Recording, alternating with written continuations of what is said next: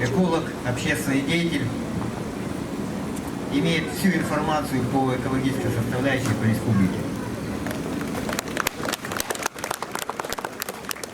Добрый день. Хотелось бы в первую очередь поздравить всех с праздником. Ну и вот в этот праздничный день я испытываю какое-то двойственное чувство. Вроде бы радоваться надо, республика наша должна цвести и процветать. Но в то же время, когда бросаю взгляд на те деяния, которые творятся против республики угольными разрезами, становится, конечно, горько. Вот для решения тех вопросов, по которым мы здесь собрались, хотелось бы, для себя я задаю вопрос, кто виноват и что делать? Виноватых пофамильно называть, думаю, не стоит. Можно назвать целиком на сегодняшний день существующее наше правительство во главе с губернатором. Что делать? Обратиться к ним, чтобы они повернулись лицом к народу и как-то бы все-таки заставили свои исполнительные системы, это Министерство природных ресурсов и экологии и ряд других, исполнять то, что им поручено государством. За то, за что мы им платим деньги, зарплату, и нехилую зарплату платим. Хоть что-нибудь они сделали для того, чтобы прекратить это безобразие? Нет. Кроме одних лозунгов. Лозунги, лозунги, лозунги. А нарушений выше крыши, по которым можно не ходить никуда, подавать в суд и закрывать разрезы на 90 дней.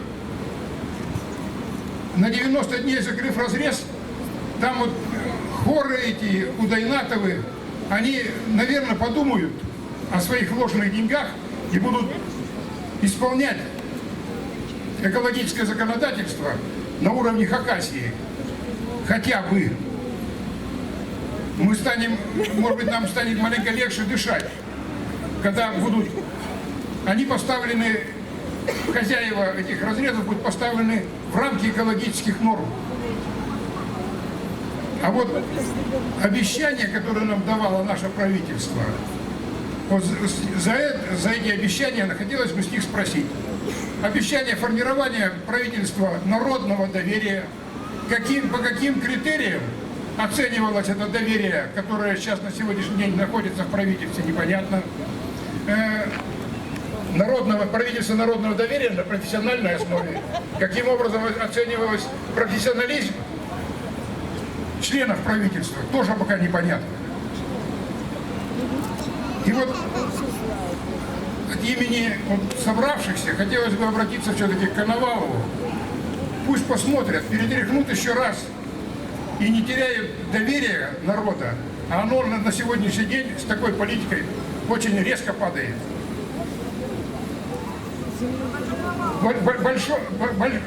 Да, за Коновалова. Я агитировал за Коновалова, я был доверенным лицом Коновалова.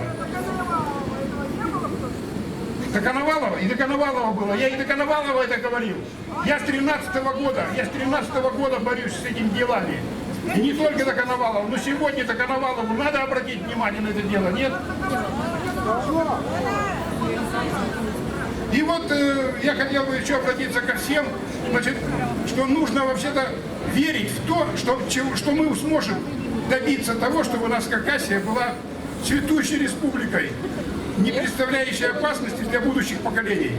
Спасибо.